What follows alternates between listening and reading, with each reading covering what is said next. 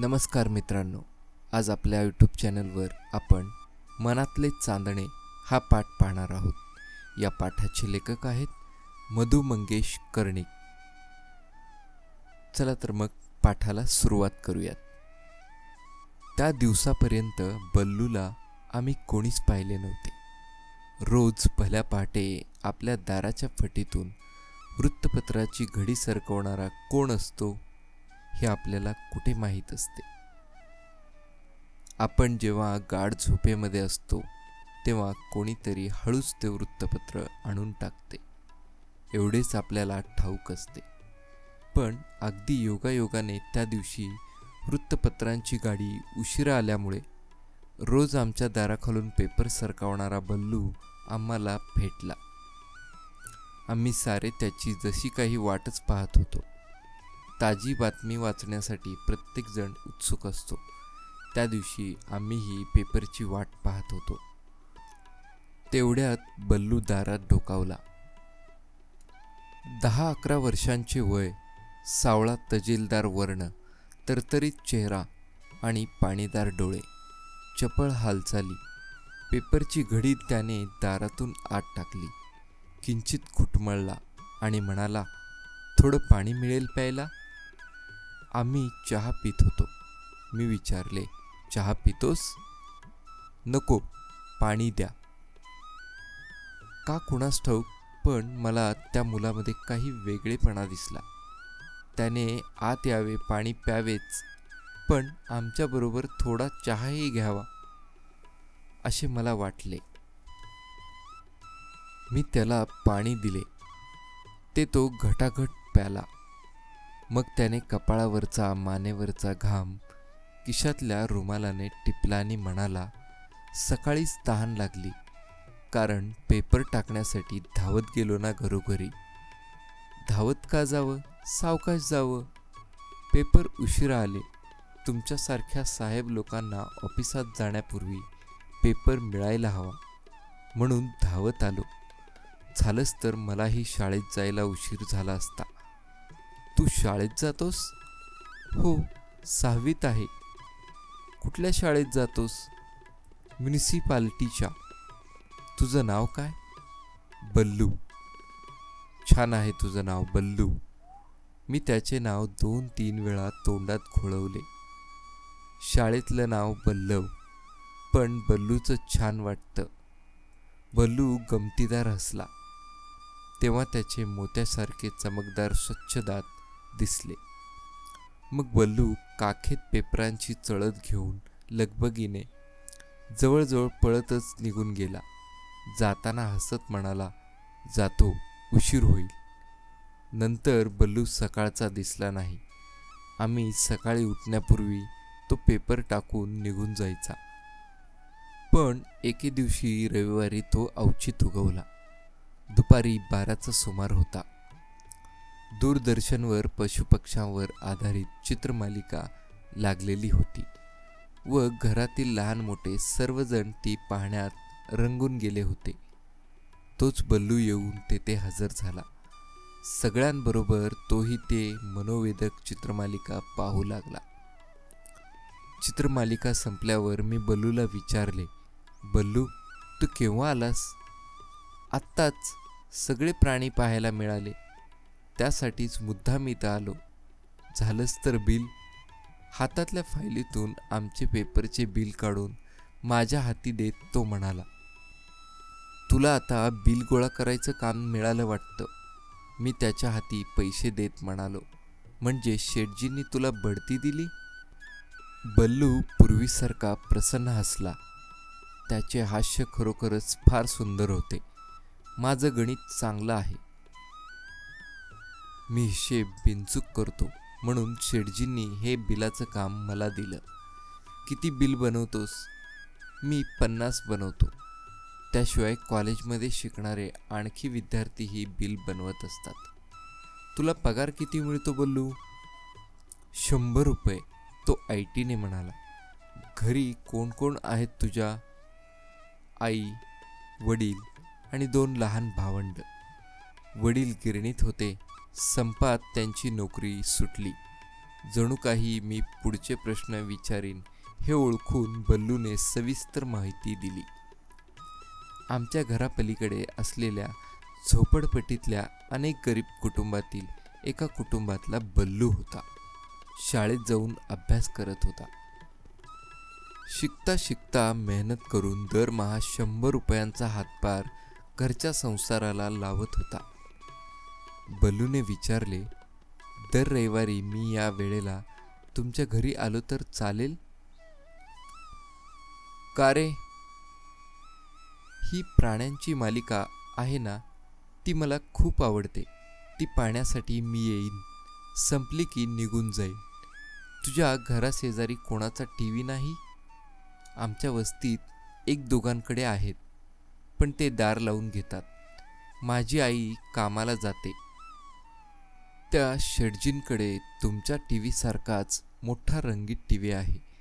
तिथं एकदा मी आईबरोबर गेलो तर ते आईला रागे भरले.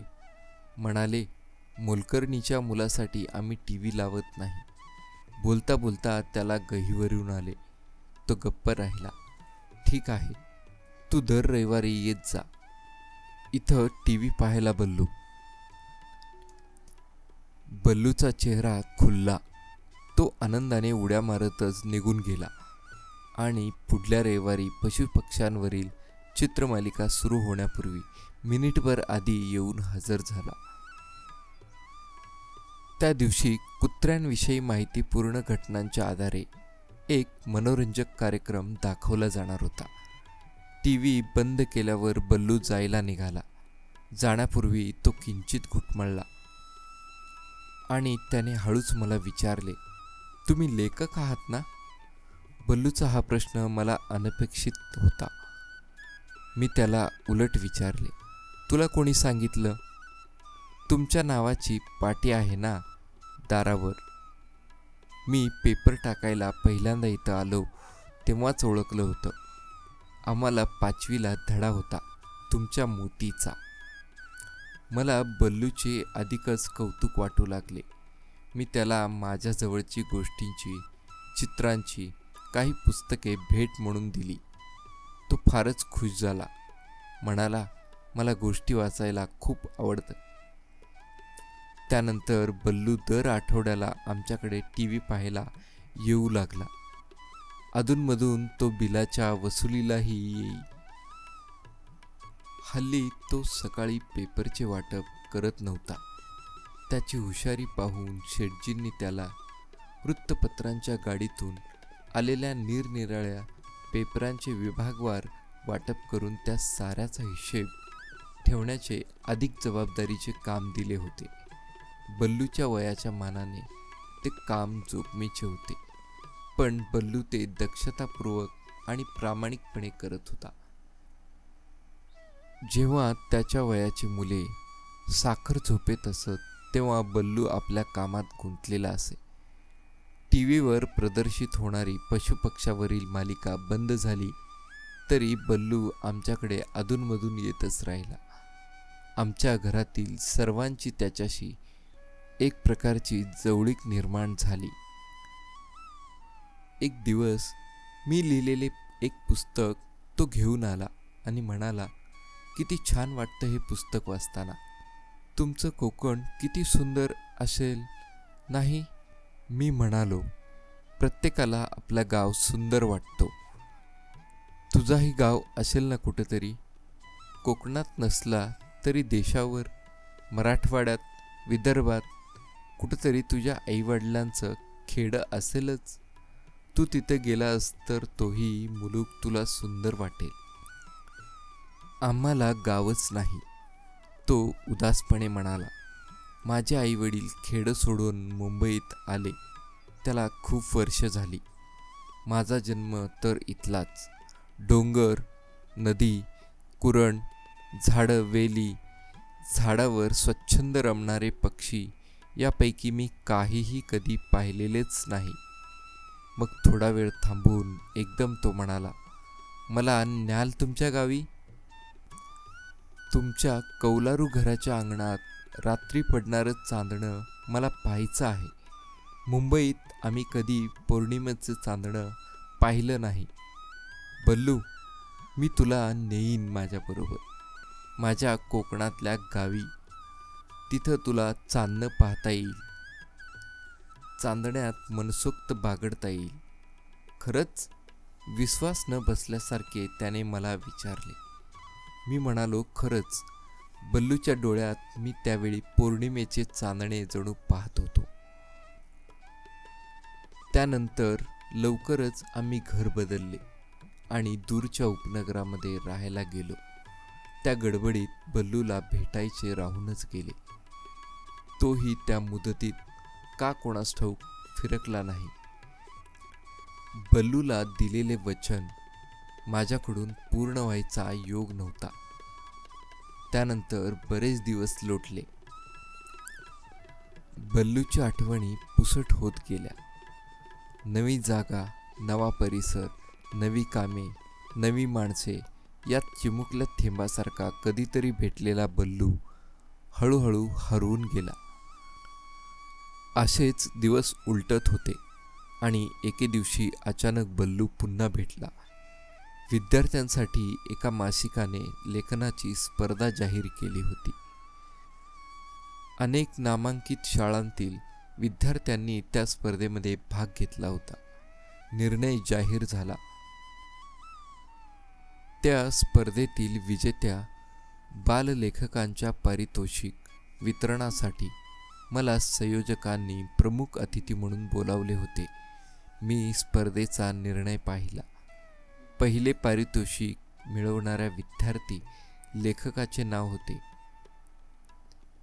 कुमार बल्लव कदम आणि त्याच्या लेखकाचे शीर्षक होते मला न भेटलेले अंगणातील चांदणे. त्या निबंधावरून मी नजर फिरवली.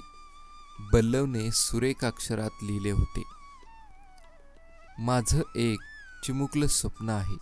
कोकणात किंवा कुठेही, मुंबई बाहेरच्या खेड्यात आपलं एक छोटंसं कौलारू घरकुल असावं. त्याला टुमदार अंगण असावं.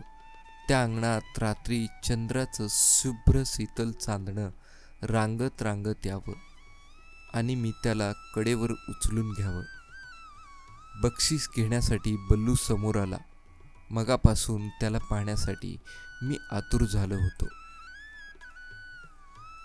गेल्या 3-3.5 वर्षानंतर बल्लू किती वेगळा दिसत होता. अशक्त, उंच आणि हडकुळा.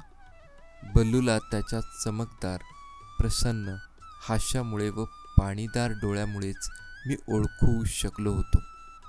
बल्लूने माझ्या हातून बक्षीस स्वीकारले. मी त्याच्या पाठीवरून कौतुकाने हात फिरवला. त्याने मला खाली वाकून नमस्कार केला व म्हणाला, सर, मला तुमचा पत्ता हवा. मी माझ्या पत्त्याचे कार्ड त्याला दिले आणि म्हणालो, भेटायला ये या पत्त्यावर.